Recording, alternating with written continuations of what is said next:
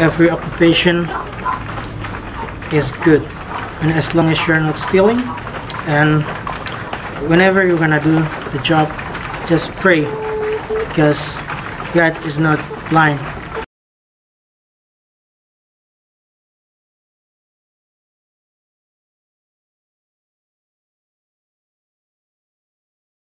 Saya Yafet Warijo, umur saya 25 tahun menjelang 26. Pendidikan terakhir saya di Kanada, S2, dan S1 saya di Amerika Serikat. Kembali ke Papua, banyak tawaran untuk bekerja di dunia pemerintahan, tapi saya melihat potensi besar dalam dunia swasta. Jadi saya mulai kembangkan. Jadi usaha salah satunya adalah usaha ternak ayam bertelur. Usaha ini dilihat dari potensi, jadi kita survei, kita lihat di lapangan apa yang dibutuhkan oleh masyarakat, dan telur adalah salah satu pangan yang cukup fundamental dalam kehidupan masyarakat.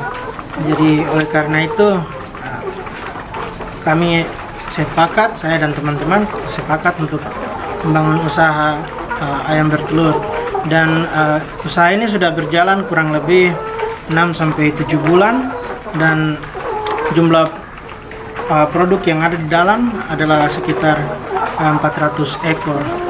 Kalau untuk pendapatan per hari itu bergantung dengan stok telur yang kita punya dan juga jumlah penjualan yang terdapat dalam satu hari. Tapi untuk sekarang rata-rata minimal kalau kita hitung kasarnya, untung bersihnya sekitar 1,5 juta untuk 100 ekor. Jadi kalau 400 ya untuk sekarang paling minimal ya sekitar 6 jutaan. Iya, kalau pendapatan per hari kadang kita tidak fokus hitung di situ karena jumlah telur yang dihasilkan per hari juga beda-beda. Jadi tergantung dengan jual harian.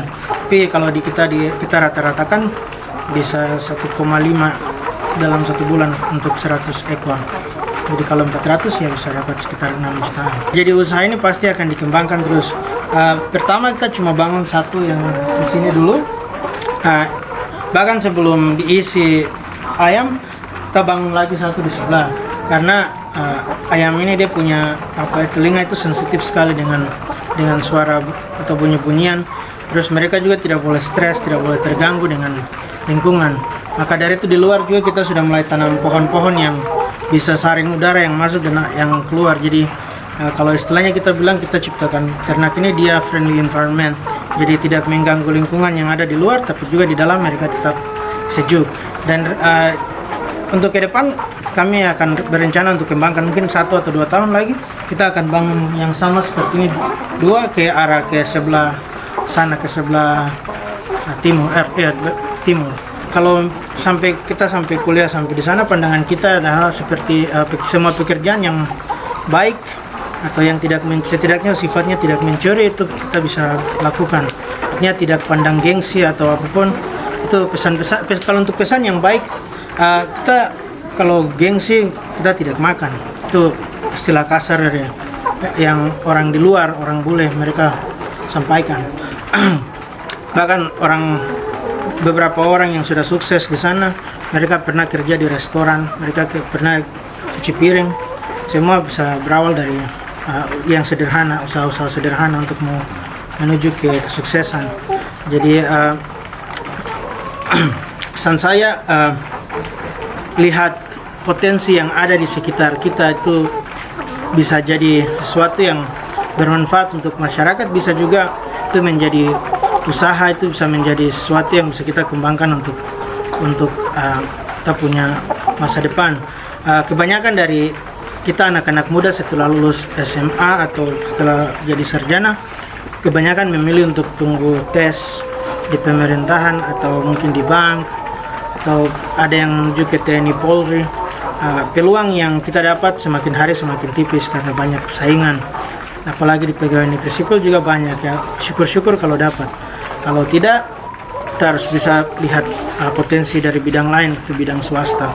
memang kalau mau dilihat bidang swasta itu dia punya jalan yang ditempuh cukup berat, tidak sama seperti di pegawai negeri supaya setiap bulan bisa langsung diterima gaji. Karena untuk usaha itu kita punya pendapatan per bulan kadang tidak menentu. Tapi kalau misalnya itu terus dikembangkan, pendapatan kita juga pasti akan lebih baik ke depannya. Jadi pesan saya, kita bisa manfaatkan segala sesuatu yang ada di sekitar kita, bisa juga kita manfaatkan sumber-sumber daya yang ada di sekitar kita, manfaatkan peluang-peluang yang ada di sekitar kita untuk bisa jadi usaha untuk kita. Tidak harus semua menjadi pegawai negeri sipil saja, ya ada potensi-potensi lain yang bisa kita kembangkan.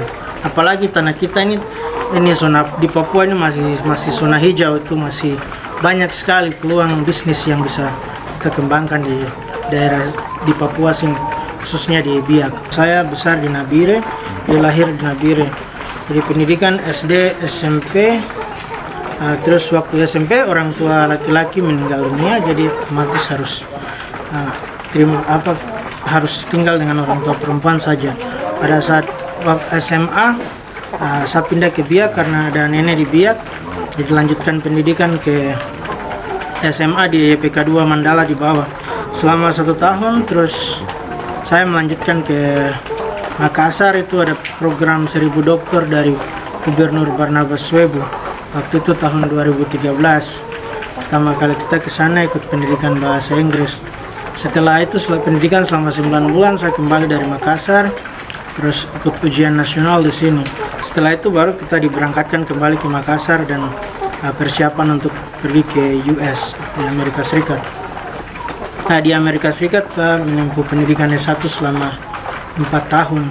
Itu di Corban University, itu di Amerika bagian barat, Provinsi Oregon, selama 4 tahun. Jadi jurusan saya waktu tahun pertama dan kedua saya fokus di dunia bisnis, itu full time-nya di bisnis. Tapi setelah tahun ketiga saya digeser sedikit ke bahasa karena ada adik-adik yang baru datang, terus mereka butuh tutor, jadi ya saya pindah jurusan setidaknya untuk bisa bantu mereka juga. Terus jurusan itu juga saya cukup tertarik di jurusan itu. Dan tahun 2019 bulan Mei saya selesai S1 dan wisuda di Amerika Serikat juga dihadiri oleh Pak Gubernur. Itu dia datang. Kalau S2 dia punya cerita agak sedikit beda karena waktu setelah lulus S1 saya ditawarkan kerja di sana sama ada satu perusahaan bahasa di sana, tapi karena Pak Gubernur datang terus dia minta kita untuk lanjut ke S2, makanya kita dipulangkan dulu ke sini untuk urus dia punya persyaratan. Karena waktu itu juga saya sudah diterima waktu saya belum wisuda S1, saya coba melamar ke satu universitas di Kanada, terus sudah diterima di semester terakhir sebelum tamat S1.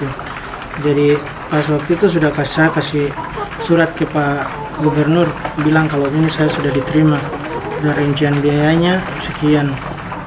Nah, jadi sudah mereka suruh pulang ke kantor gubernur di Jayapura untuk persyaratan yang lain. Nah, setelah itu saya berangkat ke Kanada tahun 2020, ya bulan Januari. Tahun 2020 bulan Januari sampai di sana. Nah, dia punya pendidikan S2, dia buatnya seperti agak sedikit berbeda. Mereka ganti penyesuaian program karena kan COVID, jadi karena kita tidak bisa masuk ke dalam ruangan karena ada regulasi dari negara, makanya saya cuma sekitar 2 semester saja di sana, dan semester berikut saya lanjutkan waktu masih di Jawa, terus yang terakhir di sini. Jadi kalau misalnya semua berjalan dengan rencana, berarti nanti bulan April besok saya sudah bisa terima gelar S2 atau dikatakan honorary graduate, seperti kita tamat tapi dikasih penghargaan, maksudnya itu tamat dengan penghargaan gitu. Jadi artinya bukan di akademik tersendiri, tapi karena S2-nya saya fokus pengembangan wirausaha, jadi bisa kita jual, bukan jual, tapi itu saya tuliskan ini sebagai skripsi untuk bisa jadi di sana. Kalau misalnya diterima di kampus di sana, berarti memang sepertinya akan diterima. Nah, berarti bulan April Mei saya sudah dapat gelar S2-nya. Itu Bachelor of Arts di linguistik, tapi fokus ke dagang. Pesannya itu kalau pakai orang dari luar, orang bule biasanya bilang every occupation is good, and as long as you're not stealing, and whenever you're gonna do the job, just pray, because God is not blind. He's gonna help you. He's gonna guide you through your dreams. And my last message for all the young Papuans is that keep dreaming, dream big, and make that dream possible. Because when you try harder and harder and you fail, you reach something. You at least gain something. You're not falling from behind. Artinya seperti semua pekerjaan itu bagus. Jadi semua harus didasari dengan doa. Karena Tuhan tidak buta, Dia melihat semua, punya usaha dan kita punya kerja keras. Motivasi yang paling terakhir, bermimpi setinggi langit. Supaya kalau misalnya kita coba sampai tidak berhasil, setidaknya kita dapat sesuatu, kita melangkah lebih maju.